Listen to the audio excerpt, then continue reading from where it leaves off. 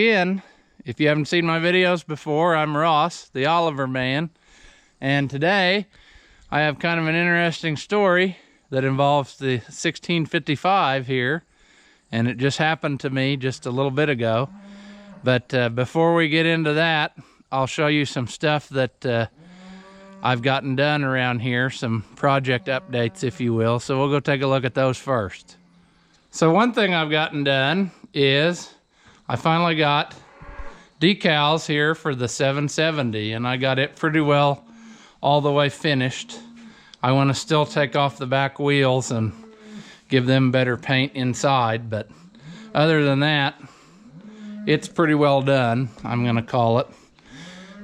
I do need to take the lower part of the power traction hitch off and paint it. I ran out of paint again, so anyway, but it's ready to roll. And just the other day I bought some new hydraulic hoses here and got them plumbed up, because this side had just random things. I think it had a coupler right away on the swivel, and then it had like a foot of hose and another coupler, so forget that. So I bought some new hoses the right length, and I got something that I'm really excited about, and that is this little guy right here. This is a reproduction of the factory bracket for the hydraulic outlets when you had the power traction hitch, and it just fits in one of the holes that the top link would go in. If I can get it out of there again now. And there we go.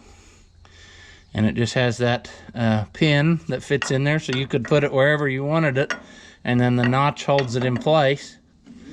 So a simple little setup, but it's easy to see why so many are missing, because I've never seen an original. But I mean, there's nothing to hold it on the tractor other than the pin and gravity. So anyway, a guy on Facebook, I don't know, several months ago had showed a picture how he made one, and I thought he did a really great job. So the other day I got a hold of him and I said, what would it take to get you to make me one of those? And after talking a while, he said, well, I don't really want to get in the business of making them for people, but he said, I did make one extra one, so he said, I'll sell it to you if you want. So that's what I did. I bought it, and I'm very happy with it. I think he did an excellent job, and I think if he would start making them, he could probably sell them. But I'm not going to say his name because he may not want that. But anyway, if you're on Facebook, you've probably seen it too. But I'm very happy with the quality of this, and I just got the holder for my ends in the mail, so we can bolt that on and have this pretty well done. So that's one thing I've accomplished.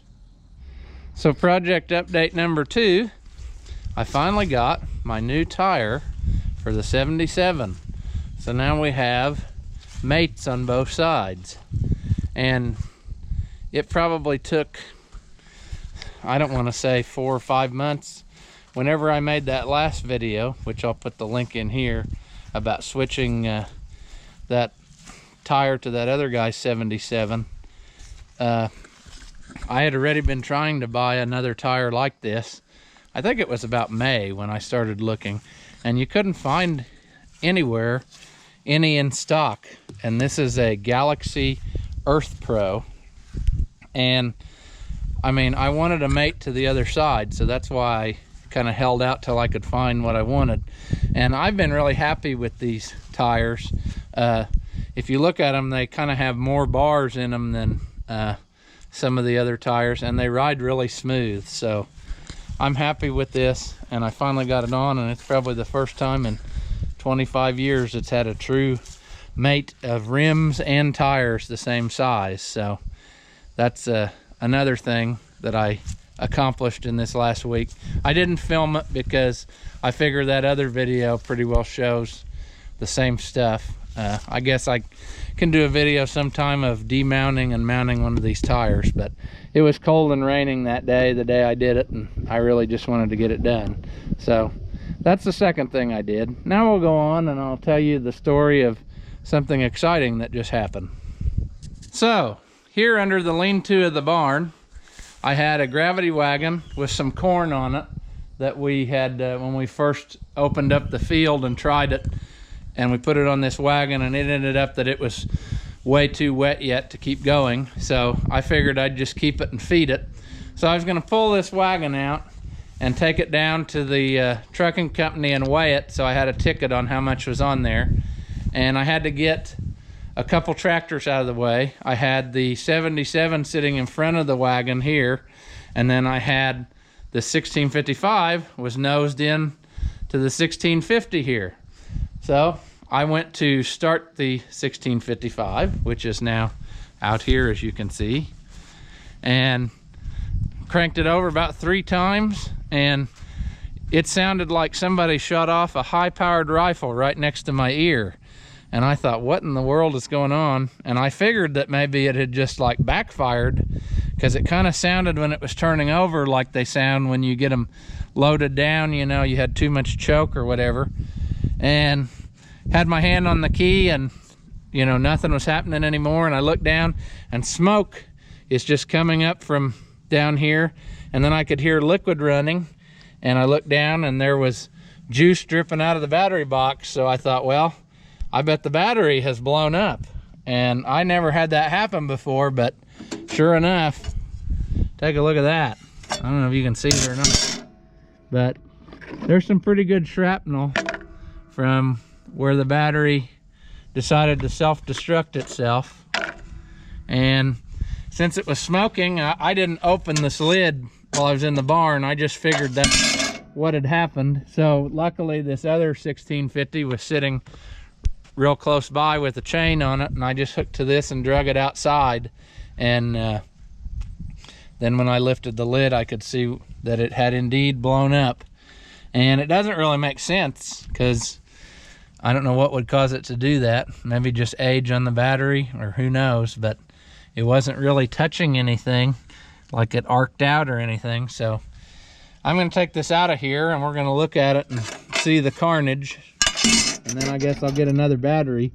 I've talked before about batteries, and I usually keep the same size battery in all my tractors, but this is one of the ones I use quite often, so I had a bigger battery in this one, so I really don't know. It's not that it was just a cheapo battery that exploded, but like I said, we'll pull it out of here and have some look at what exactly is going on. I'll have to set you down, because I don't think I can do this and hold the camera, but anyway, I'll get you set down here and we'll excavate this battery and see what we got.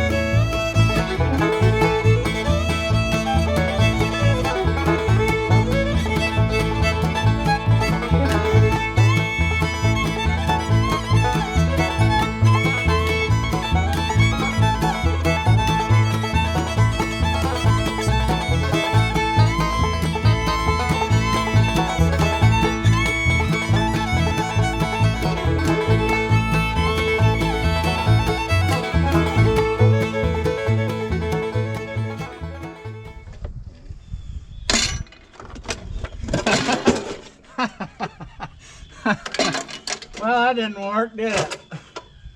There's nothing attached to hold on to anymore. Well, that was a good idea, but it didn't work. The handle is no longer attached to the rest of the battery. So, that's kind of a mess. So if you want to know what the inside of a battery looks like, that's what it looks like. I'm gonna have to oh man, there's just nothing really holding this together anymore at all. I don't know how I'm gonna, short of just dumping it over, how I'll get that out of there and find something solid to hold on to.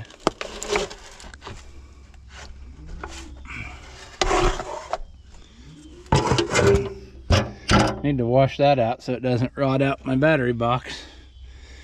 But there's more plastic pieces, which I'm using the OSHA approved method of just handling this battery acid with my bare hands. I'm sure that's good.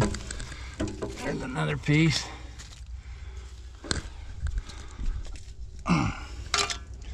So that was not the way that I anticipated this job going today, but that's what happens sometimes. Adventure all the time.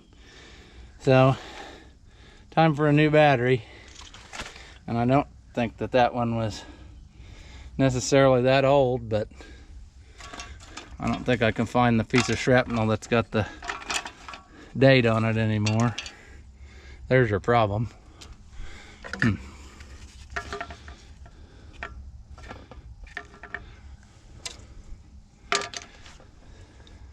So anyway, there you go. That's what a battery looks like when it decides to dismantle itself in about 10 seconds or less.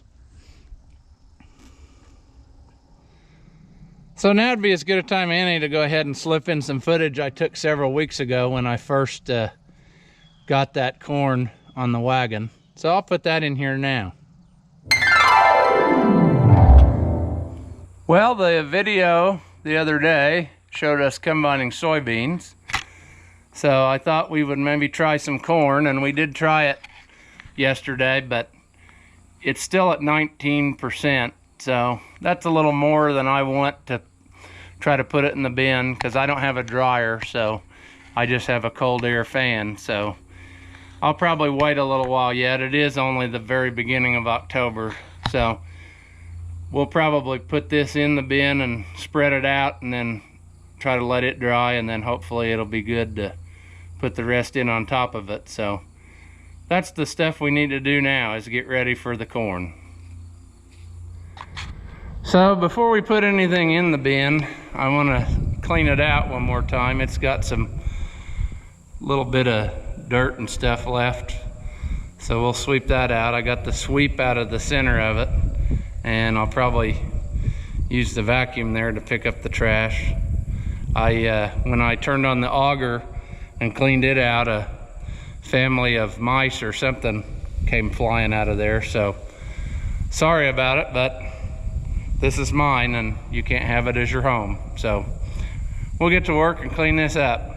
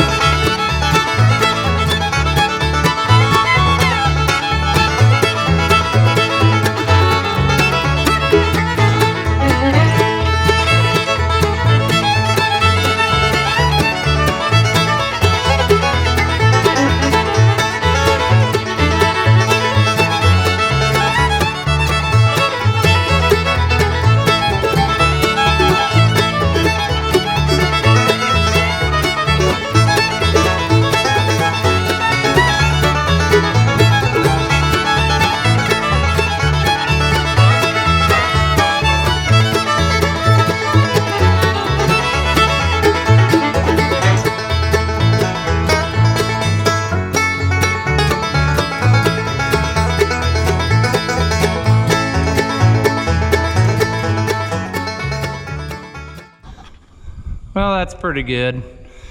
It may be not the most perfect, but it's ready for some more in there.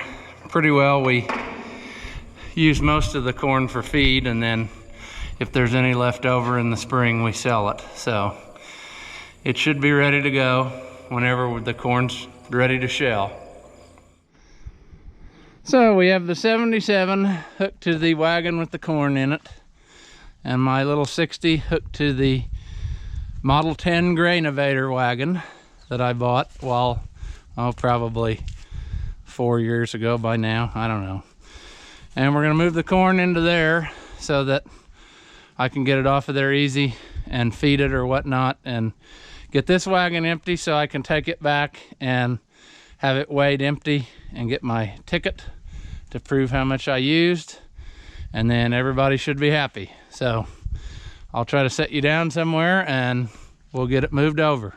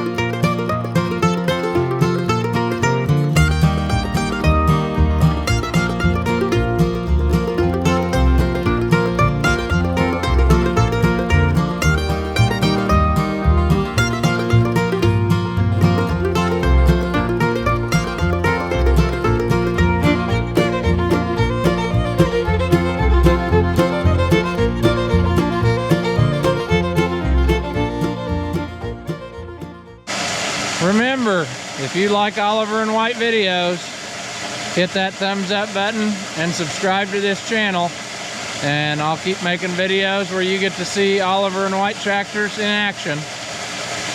Thanks for watching, and I'll see you in the next one.